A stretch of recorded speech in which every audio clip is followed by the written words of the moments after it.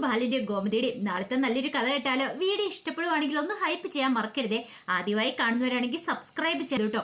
അങ്ങനെ നമ്മൾ കാണുന്ന ഒടുവിൽ നല്ല ഇടിവെട്ടി പണി തന്നെ അലോകിന് കിട്ടുന്നുണ്ട്. അലോക് വലിയ അഹങ്കാരം കാണിക്കാൻ പോയി അനുവിന്റെ അടുത്ത് അഹങ്കാരം കാണിച്ചുകൊണ്ട് വന്നിട്ടുണ്ടെങ്കിൽ അനു വെറുതെ വിടുവോ? അവനെ എടുത്തിട്ട് ചുരുട്ടി കൂട്ടുന്നുണ്ട്. അതിന്റെ കുറച്ച് നല്ല നല്ല കഥകളൊക്കെയാണ് നാളെ നമ്മൾ കാണാനായിട്ട് പോകുന്നത്. നമ്മൾ കണ്ടു ഒടുവില് ബാലനെ സമാധാനിപ്പിച്ച് ആനന്ദ് വീട്ടിലേക്ക് കൂട്ടിക്കൊണ്ട് പോകുന്നുണ്ട്. അങ്ങനെ വീട്ടിൽ ചെന്ന് കഴിഞ്ഞിട്ട് ബാലൻ ആരോടും മിണ്ടാതെ മുറിയിലേക്ക് കയറി ചെന്ന് കഴിഞ്ഞപ്പോഴത്തേനും ഗോമതി പിന്നാലെ ചെന്നു. ഗോമതി ബാലനെ ആശ്വസിപ്പിക്കുന്നുണ്ട്. ബാലേട്ട, ഇനിയിപ്പം അനുവിനെ കുറിച്ചൊന്നും ഓർത്ത് ബാലേട്ടൻ വിഷമിക്കേണ്ട. കഴിഞ്ഞത് കഴിഞ്ഞു പോട്ടെ. അവൾക്ക് നമ്മളോട് അത്രമാത്രം ഇഷ്ടമുള്ളതെന്ന് വേണം കരുതാനായിട്ട്. അവള് പോയെന്നും പറഞ്ഞുകൊണ്ട് നമ്മുടെ ജീവിതം ഇല്ലാതാക്കണോ? ഗോമതി സ്റ്റോഴ്സ് അത് ബാലേട്ടന്റെ ഏറ്റവും വലിയ സ്വപ്നമല്ലേ? എത്രയോ കാലത്തെ അധ്വാനത്തിന് ശേഷമാണ് ഗോമതി സ്റ്റോഴ്സ് ഇവിടം വരെ കൊണ്ടെത്തിച്ച്. അപ്പൊ പിന്നെ ഗോമതി സ്റ്റോഴ്സ് നന്നായിട്ട് തന്നെ മുന്നോട്ട് കൊണ്ടുപോകണം. ഒരു കാരണവശാലും തകർന്നു പോകരുത്. അങ്ങനെ തകർന്നു പോയാൽ നമ്മളെല്ലാവരുടെയും മുന്നിൽ ഒന്നും അല്ലാതായി തീരും. കൃഷ്ണമംഗലംകാരെന്താണോ ആഗ്രഹിച്ചത് അത് തന്നെ സാധിക്കും. അതുകൊണ്ട് ഒരു കാരണവശാലും ബാലേട്ടനിനി ഇങ്ങനെയൊന്നും ഇരിക്കരുത്. ബാലേട്ടന് ഒന്നുകൂടെ നന്നായിട്ട് തന്നെ മുന്നോട്ട് പോകണം. മാക്സിമം ഗോമതിയെ കൊണ്ട് പറ്റാവുന്ന രീതി ഗോമതി ഉപദേശിക്കുന്നുണ്ട് ബാലനെ. ബാലൻ പറഞ്ഞു, എൻ്റെ മനസ്സിലെ സ്വപ്നങ്ങളെല്ലാം തകർത്തെറിഞ്ഞിട്ട് അവൾ പോയിരിക്കുന്നത്. എന്നാലും എങ്ങനെ നമ്മളോട് ഈ ചതി ചെയ്യാൻ തോന്നി ഗോമതി അവൾക്ക്? സാരമില്ല ബാലേട്ട, നമ്മൾ പ്രതീക്ഷിക്കുന്ന പോലെ അല്ലെ നമ്മൾ ആഗ്രഹിക്കുന്ന പോലെ നമ്മുടെ മക്കൾ വരണമെന്ന് പറഞ്ഞിട്ടുണ്ടെങ്കിൽ ചിലപ്പോൾ അത് സാധിച്ചെന്ന് വരത്തില്ല.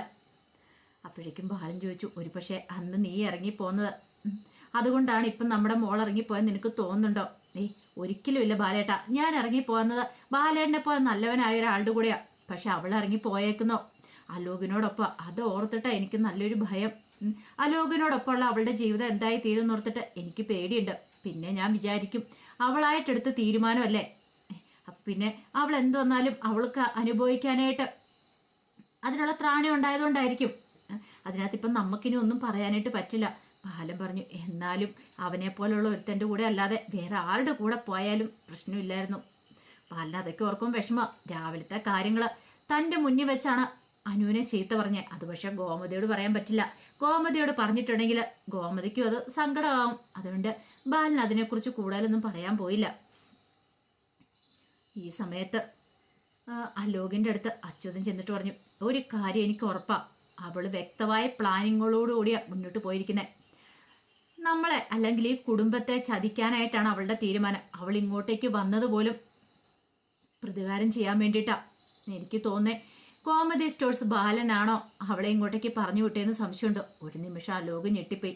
ശരിക്കും സംഭവിച്ച അതൊന്നുമല്ല, സംഭവിച്ച വേറെ രീതിയിലാ. പക്ഷെ അതിവിടെ പറയാൻ പറ്റില്ലല്ലോ. എടാ മോനെ, അവളാണ് ഇൻകം ടാക്സുകാരെ വിവരം അറിയിച്ചേന്ന് തോന്നേ. അല്ലെങ്കിൽ ഇത്ര പെട്ടെന്ന് അവരിങ്ങോട്ടേക്ക് വരത്തില്ല. കാരണം നമ്മുടെ കമ്പനികളിലൊക്കെ റെയ്ഡ് നടത്താനായിട്ട് അവൾ ഒറ്റയൊരുത്തി കാരണമാണ്.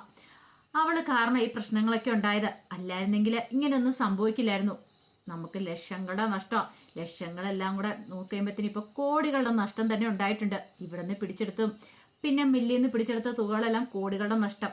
അതിനേക്കാളുപരി അഭിമാനക്ഷതം. ഇപ്പം ആൾക്കാരുടെ മുഖത്ത് നോക്കാൻ പറ്റുമോ? പാർട്ട്നേഴ്സൊക്കെ എന്തൊക്കെയാ പറയണമെന്നറിയോ? കാരണം അവരൊക്കെ ഓരോരുത്തരായിട്ട് ചോദ്യം ചെയ്തു തുടങ്ങി. ഇങ്ങനെ പോകുവാണെങ്കിൽ മിക്കവാറും നമ്മുടെ കമ്പനികളൊക്കെ ഓരോന്നോരോന്നായിട്ട് തകരും. അതൊക്കെ ഓർക്കുമ്പോൾ എനിക്ക് അപ്പോഴേക്കും അലോക് പറഞ്ഞു, അച്ഛനാണെന്ന് ഓർത്ത് വിഷമിക്കണ്ട.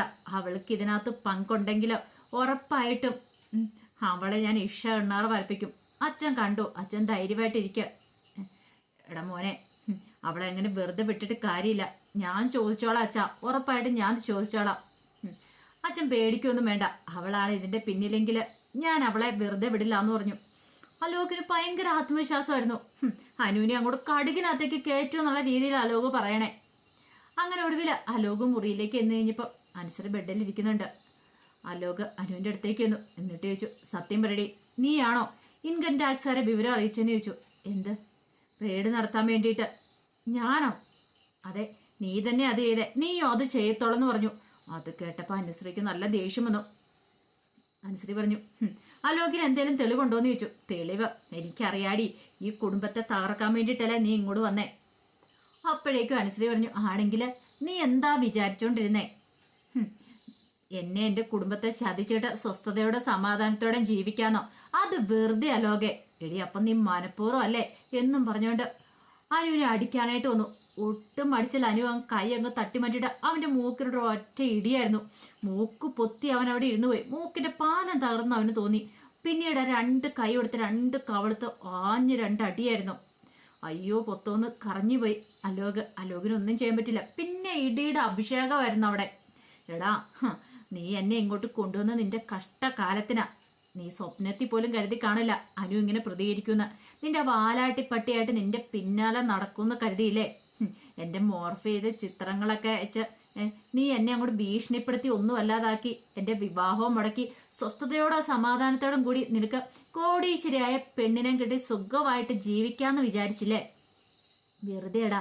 ഞാനു ജീവിച്ചിരിക്കുന്നിടത്തോളം കാലം അത് നടക്കില്ല.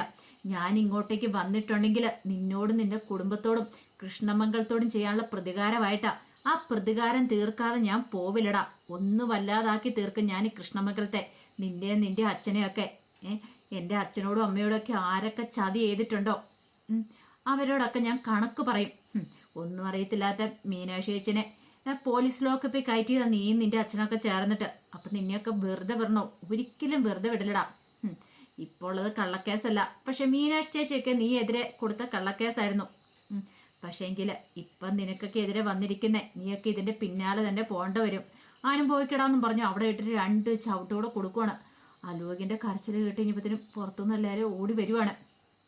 കഥയെ മുട്ടി. അലോകിന് എന്ത് ചെയ്യണമെന്ന് അറിയത്തില്ല. അലോക് വല്ലാത്തൊരു എപ്രാളത്തിലായിപ്പോയി. ദൈവമേ നാണക്കേട്. ഇവളുടെ കയ്യിൽ നിന്ന് തല്ലി മേടിച്ചെന്നറിഞ്ഞ കാരണം അലോക അത്രയും വലുതല്ലേ. അപ്പൊ അവന് അനുവെ പോലെയുള്ള അനു എന്ന് പറഞ്ഞാൽ അത്ര വലിപ്പമൊന്നുമില്ല. ഒരു പീറപ്പെണ്ണിനെ ഒതുക്കാൻ പറ്റിയില്ലെങ്കിൽ തനിക്ക് നാണക്കേടാണല്ലോ എന്നൊരു ചിന്ത അലോകന് മനസ്സിലുണ്ട്. അങ്ങനെ എല്ലാവരും കൂടെ പുറത്തേക്ക് നോട്ടിച്ച് എന്താ ഇവിടെ ഒരു ഒച്ചപ്പാടും വേളോ. അപ്പോഴേക്കും അനു പറഞ്ഞു ഒന്നുമില്ല അമ്മയെന്ന് പറഞ്ഞു. എന്താ പിന്നെ അലോക് കരഞ്ഞ പോലെ തോന്നുന്നുണ്ടല്ലോ? അലോക് കരഞ്ഞിട്ടൊന്നുമില്ല. അത് തോന്നിയതാ. ഞങ്ങൾ വെറുതെ ഓരോന്നിങ്ങനെ സംസാരിച്ച ഒച്ചപ്പാടും ബഹളം ഒക്കെ ആയിട്ട് ഇരുന്ന അനുവോട് നാണത്തോടെ പറഞ്ഞു. അപ്പോഴേക്കും അച്യുതന് കാര്യം മനസ്സിലായി. ഇവളെന്തോ ചെയ്തിട്ടുണ്ട്, ഇവനിട്ട് കിട്ടിയിട്ടുണ്ടെന്നുള്ള കാര്യം. അച്യുതൻ്റെ ഊഷമായിട്ട് അലോകിനെ നോക്കണം. പക്ഷെ മറ്റുള്ളവർക്കത് മനസ്സിലായില്ല. കാരണം വന്നു കഴിഞ്ഞപ്പോൾ തൊട്ട് ഇങ്ങനെ ഓരോ ഒച്ചപ്പാടും വേളങ്ങളൊക്കെ കേൾക്കുന്നില്ലേ. അവ കുട്ടികളുടെ കുസൃതിയായിട്ടോ നന്ദിത ഇന്ദിരാമ്മയൊക്കെ അതിനെ കരുതിയുള്ളൂ. രാജശ്രീക്കും കൂടുതലായിട്ടൊന്നും തോന്നിയൊന്നുമില്ല. പക്ഷെ അലോക് ആകെപ്പാടെ വെള്ളറി വെളുത്ത് നിൽക്കുകയാണ്. എന്ത് ചെയ്യണമെന്ന് പോലും അറിയത്തില്ല. വേദന കടിച്ചമർത്തുക. മറ്റുള്ളവരുടെ മുന്നിൽ വേദന കാണിക്കാതെ അഭിനയിച്ച് നിൽക്കുകയാണ് അലോക്. എത്ര സമയം നിൽക്കാൻ പറ്റും? അങ്ങനെ അവരങ്ങോട്ട് പോയി കഴിഞ്ഞപ്പോൾ അനു പറഞ്ഞു കണ്ടില്ലേ നിന്റെ കരച്ചിൽ കേട്ട അവരെല്ലാം ഓടിക്കൂടിയത്. മര്യാദയ്ക്കിരുന്നില്ലെങ്കിൽ ഇനി ഇതിൻ്റെ അപ്പുറമായിരിക്കും നിനക്ക് കിട്ടാൻ പോകുന്നത്. നിന്നെ ഇവിടെ ഇട്ട് ഞാൻ വലിച്ച് തേക്ക് ഞാനെന്ന് പറഞ്ഞു. മര്യാദയ്ക്ക് കിടന്ന് ഉറങ്ങാൻ നോക്കടാന്ന് പറഞ്ഞു. അങ്ങനെ അനു പോയി കിടന്ന് ഉറങ്ങി. അലോകിനാണെങ്കിൽ ഇരിക്കാനും മേല നിൽക്കാനും മേലാത്ത അവസ്ഥ. പിറ്റേ ദിവസം രാവിലെ ബാലൻ കടയിലേക്ക് പോകാനായിട്ട് റെഡിയായിട്ട് വരുമ്പോഴത്തേനും ശ്രീദേവി ഇങ്ങോട്ട് വന്നു. ശ്രീദേവി വന്നിട്ട് ബാലനോട് പറഞ്ഞു ബാലച്ച ഞാനും കൂടെ ബാലച്ചൻ്റെ കൂടെ കടയിലേക്ക് വരട്ടെ എന്ന് ചോദിച്ചു. അതെന്താ മോളെ? അല്ല ബാലച്ചൻ നേരത്തെ എന്നോട് പറഞ്ഞ കടയിലേക്ക് വരാൻ, ഈ വീട്ടിലിരുന്ന് ബോറടിക്കണ്ടെന്ന്. ഇപ്പം എനിക്ക് തോന്നുന്നുണ്ട് ഇവിടെ ഇരുന്ന് ഭയങ്കര ഒരു ബുദ്ധിമുട്ടാണ് ബാലച്ച, ഞാനും കൂടെ വരാം. അപ്പം ഗോമതിയോട് നേരത്തെ ശ്രീദേവി സൂചിപ്പിച്ചിട്ടുണ്ടായിരുന്നു. കാരണം ബാലിനിപ്പോൾ കടയിലെ കാര്യങ്ങളൊക്കെ നേരാൻ വേണം അത്ര നോക്കണമൊന്നുമില്ല. അപ്പം ശ്രീദേവി ഇതിനു മുമ്പ് പോയിരുന്നപ്പോൾ കടയിലെ കാര്യങ്ങളൊക്കെ നല്ല ഭംഗിക്ക് നോക്കിയതാ. അപ്പം ശ്രീദേവിക്ക് ഇപ്പോൾ ഒരു ആത്മവിശ്വാസം ഉണ്ട് തന്നെ കൊണ്ട് സാധിക്കും. ഒരുപക്ഷെ ഈ അവസരത്തിൽ താൻ ചെന്ന് സഹായിച്ചില്ലെങ്കിൽ എങ്ങനെയായി തീരുമെന്നും അറിയത്തില്ല. അപ്പം തന്നെ കൊണ്ട് പറ്റുന്ന രീതിയിൽ ഗോമതി സ്റ്റോഴ്സിനെ സഹായിക്കുക എന്നൊരു ചിന്തയോട് കൂടിയിട്ടാണ് ശ്രീദേവി അത് പറയണേ. അപ്പോഴേക്കും ബാലൻ പറഞ്ഞു അല്ല മോളെ അത് മോൾക്ക് ബുദ്ധിമുട്ട്, എനിക്കൊരു ബുദ്ധിമുട്ടുമല്ല ബാലച്ച. എങ്കിൽ ശരി മോള് പോരേന്ന് പറഞ്ഞു. അങ്ങനെ ശ്രീദേവിയും കൊണ്ടാണ് ബാലൻ കടയിലേക്ക് ചെല്ലുന്നത്. അപ്പോൾ ധർമ്മനും ഉണ്ടായിരുന്നു, എല്ലാവരും ഉണ്ടായിരുന്നു. അങ്ങനെ ഐശ്വര്യമായിട്ട് ശ്രീദേവി അകത്തേക്ക് കയറുവാണ്. ശ്രീദേവി ചെന്ന് കഴിഞ്ഞപ്പോൾ തന്നെ രാമേട്ടൻ പറഞ്ഞു ഇനി കുഴപ്പമില്ല, നല്ല രീതിയിൽ തന്നെ കാര്യങ്ങൾ പോയിക്കോളും. ശ്രീദേവി എല്ലാത്തിനും ഓടിപ്പാഞ്ഞാടുന്ന എല്ലാ കാര്യങ്ങളും ഡീല് ചെയ്യുകയും ചെയ്യും. എങ്ങനെയെങ്കിലും ഇപ്പം ഈ കടയിലെ കച്ചവടം കാര്യങ്ങളൊക്കെ നല്ല രീതിയിൽ മുന്നോട്ട് കൊണ്ടുപോകണം എന്നൊക്കെ ഒരു ചിന്തയായിരുന്നു ശ്രീദേവിയുടെ മനസ്സിൽ. പക്ഷേങ്കിൽ ആനന്ദിന് ശ്രീദേവി കടയിലേക്ക് പോയെന്ന് അറിഞ്ഞ് ഇനിയിപ്പോൾ സംശയമാണ് തോന്നിയത്. ഇനിയിപ്പോൾ അവള് കടയിൽ കയറി കട്ടുമുടിക്കാനാണോ, അവളുടെ അച്ഛനെ അമ്മയും കൂടെ വിളിച്ചു വരുത്തിയിട്ട് കടയിൽ നിന്നുള്ളതും കൂടെ അടിച്ചു മാറ്റാനാണോ എന്നൊക്കെ ഒരു ചിന്ത ആനന്ദിന്റെ മനസ്സിലുണ്ടാകുന്നുണ്ട്. ഇനി ശ്രീദേവി ചതിക്കാനാണോ കടയിലേക്ക് കയറിയിരിക്കുന്നതെന്നൊക്കെ. അപ്പോൾ അതിൻ്റെ കഥകളൊക്കെയാണ് നമ്മൾ കാണാൻ പോകുന്നത്. ആ വിശേഷങ്ങൾക്കായി നമുക്ക് എല്ലാവർക്കും കാത്തിരിക്കാം കേട്ടോ. ഒരിക്കൽ കൂടി എല്ലാവർക്കും ശുഭരാത്രി നേർന്നുകൊണ്ട് നിർത്തുന്നു. നന്ദി.